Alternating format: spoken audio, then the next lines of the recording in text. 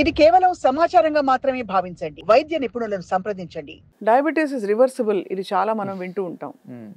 కానీ ఇప్పుడు ఎంతకాలం పాటు హెచ్బిఏవన్సీ అండ్ ఫాస్టింగ్ షుగర్లు అవన్నీ కూడా పారామీటర్స్ ఎక్కువగా ఉంటే బియాండ్ ద నార్మ్స్ వీళ్ళు డయాబెటిక్ అని నిర్ధారిస్తారు? ఫర్ ఎగ్జాంపుల్ ఒకసారి ఏదో హెచ్బిఏవన్సీ 6.1 వచ్చింది అనుకోండి, జీవితకాలం పాటు వాళ్ళు డయాబెటిక్ అని ముద్రేసేస్తారా or pre diabetic whatever? So there is lot of confusion. మీరు అడిగినట్టుగా ఈ క్వశ్చన్ చుట్టూ అంటే టెస్ట్ కానివ్వండి అండ్ రిపోర్ట్స్ కానివ్వండి and how we interpret the test, దీని గురించి lot of confusion is there probably in the general public.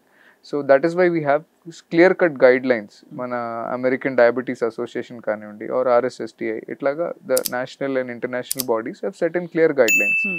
ఒకటి, సిమ్టమ్స్ ఉన్నాయనుకోండి డయాబెటీస్కి, అంటే యూరిన్ ఎక్కువ రావటం, బాగా దాహం వేయటం, ఆకలి ఎక్కువ అనిపించటం, బరువు తగ్గటం వితౌట్ ఎనీ రీజన్, అంటే డైట్లో మార్పులు చేయకుండా లైఫ్ స్టైల్లో మార్పులు చేయకుండా suddenly somebody he's started noticing. దాంతోపాటు ఒక random blood sugar from a good accredited lab shows that the random blood sugar is more than 200. అది ఒక క్రైటీరియా.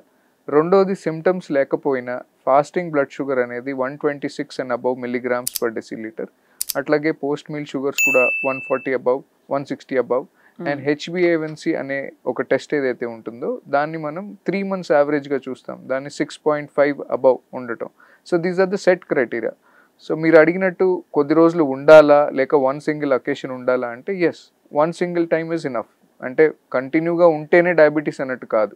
ఒకసారి అవి వచ్చినా కూడా we should be alarmed and we should be aware that the patient is probably diabetic and we interpret this test. అంటే క్లినికల్గా మనం overall scenario చూస్తాం. ఒకవేళ పేషెంట్ ఓవర్ వెయిట్ ఉన్నారనుకోండి, ఫ్యామిలీ హిస్టరీ ఉంది, or they're more prone because of their life style, then we do not delay.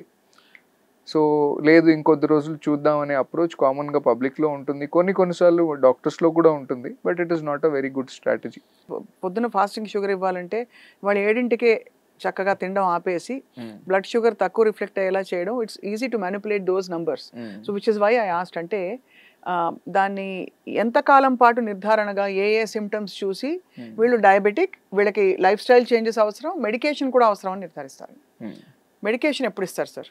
ఒకటి, మీరు చెప్పినట్టుది some people try to do it, but we should understand that ప్రతిసారి కూడా we may not be successful. అంటే if sugars are higher side అనుకోండి, borderline ఉన్న వాళ్ళకి మీరు చెప్పినట్టు కొంచెం maybe that will work for a few days. So what we have to understand ఇందులో ఈ మొత్తం సినారియోలో what we try to communicate is diabetes is a progressive condition. అంటే it will keep progressing.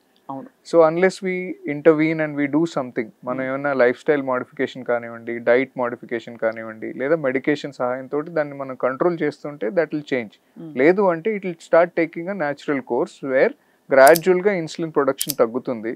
Sugar levels initial డేస్లో ఎట్లా ఉన్నాయో దానికన్నా పెరుగుతూ వెళ్తూ ఉంటాయి. As time progresses, duration of diabetes, sugar levels ఇనీషియల్గా లెట్స్ సే 150 ఫాస్టింగ్ ఉందనుకోండి, గ్రాడ్యువల్గా if you're not doing anything and the patient is continuing the same life style and same diet, probably next time a few years later it will go to 200. But what is more important, డయాబెటీస్లో ఎక్కువ important అయిన విషయం ఏంటి అంటే మనం అర్థం చేసుకోవాల్సింది, diabetes మనం అనగానే సాధారణంగా అందరూ షుగర్ గురించే మాట్లాడతారు, but diabetes is a vascular problem. అంటే డయాబెటీస్లో మనకి బ్లడ్ వెజల్స్ అనేవి, రక్తనాళాలు అనేవి ఎఫెక్ట్ అవుతూ ఉంటాయి. అది బ్రెయిన్లో కానివ్వండి, హార్ట్లో కానివ్వండి, కిడ్నీస్లో, అట్లాగే కంటి లోపల రెటీనాలో. సో ఇది important. So this is why is it important to understand ఏంటంటే ఇది బ్యాక్గ్రౌండ్లో జరుగుతూ ఉంటుంది. అవి సిమ్టమ్స్ అనేవి మనకి ఒక ప్రాబ్లం వచ్చే వరకు, ఒక హార్ట్ అటాక్ కానివ్వండి, లేక పక్షవాతం కానీ, లేదా కిడ్నీ ఇష్యూ కానీ వచ్చే వరకు కూడా అర్థం కాదు.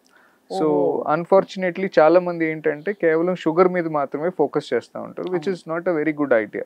ఇది చాలా యూస్ఫుల్ ఇన్ఫర్మేషన్ అండి, బికాస్ ఐ థింక్ అది దీర్ఘకాలం పాటు ఎక్కడెక్కడ ఎఫెక్ట్ చూపిస్తుందో తెలిస్తే అప్పుడు ఏదో లేకపోతే మందు వేసుకుని మేనేజ్ చేసేద్దాం అనుకుంటారు. ఎగ్జాక్ట్లీ. సో అందుకనే మనం మొదటి నుంచి కూడా పేషెంట్కి చెప్పేది ఏంటంటే డయాబెటీస్ అనగానే కేవలం షుగర్ గురించి ఆలోచించకండి, ఇట్ ఈస్ ప్రివెన్షన్. అంటే మనం ఆర్గన్ ప్రాబ్లమ్స్ రాకుండా ప్రొటెక్ట్ చేసుకోవడం మన బాధ్యత. యాజ్ ఎ డాక్టర్ మా రెస్పాన్సిబిలిటీ ఏంటంటే పేషెంట్ని సెన్సిటైజ్ చేయటం. మీరు కేవలం షుగర్ గురించి ఆలోచించకూడదు, షుగర్ వల్ల కొలెస్ట్రాల్ కూడా ఆటోమేటిక్గా పెరిగే అవకాశం ఉంటుంది, బ్లడ్ ప్రెషర్ లేని వాళ్ళకి బ్లడ్ ప్రెషర్ డెవలప్ అయ్యే అవకాశం ఉంటుంది, సో హై బీపీ రావటం, ఇటువంటి ప్రాబ్లమ్స్, కిడ్నీ ఎఫెక్ట్ కావటం, ఇటువంటివి జరుగుతూ ఉంటాయి. సో ఇవి జరగకుండా ప్రొటెక్ట్ చేయడానికి మనం రెగ్యులర్ ఫాలోఅప్స్ చెప్తాము. And there are certain test, అంటే లిపిడ్ ప్రొఫైల్ కానివ్వండి, కొలెస్ట్రాల్ టెస్ట్, అట్లాగే యూరిన్లో ఏమన్నా ప్రోటీన్ పోతా ఉందా, ఐ చెకప్, రెటీనా చెక్ చేస్తారు, ఐ డాక్టర్ చేస్తారు, ఇటువంటివి మనం చెప్తా ఉంటాం. ఫ్రీక్వెంట్గా మీరు చేయించుకోవాలి. ఫుడ్ కేర్, డయాబెటిక్స్లో కామన్గా కాళ్ళల్లో నరాలది కొంచెం సెన్సేషన్ తగ్గుతుంది, దానివల్ల వాళ్ళకి ఇంజురీస్ ఉన్నా తెలియదు. మామూలుగా మనకి pain is a protective response అందరికీ ఉండేది. సో డయాబెటిక్స్లో పెయిన్ అనేది కొంచెం తక్కువ ఉంటుంది. సో పెయిన్ తక్కువ ఉండటం వల్ల, నర్వ్స్ ఎఫెక్ట్ అవటం వల్ల వాళ్ళు ఏమైనా చిన్న చిన్న దెబ్బలు తగిలినా వాళ్ళు కానుకోలేరు, లేట్గా చూస్తారు. సో ఈ ప్రాబ్లమ్స్ అన్నీ మనం వీ కీప్ ఎడ్యుకేటింగ్, అంటే రెగ్యులర్ విజిట్స్లో మనం పేషెంట్కి ఇవన్నీ చెప్తా ఉంటాం. So we keep asking for symptoms, కొత్తగా ఏమైనా మారిందా, నాట్ అబౌట్ జస్ట్ షుగర్స్ ఒకటే కాకుండా ఈ అన్ని విషయాల మీద కూడా ఫోకస్ చేయాలి.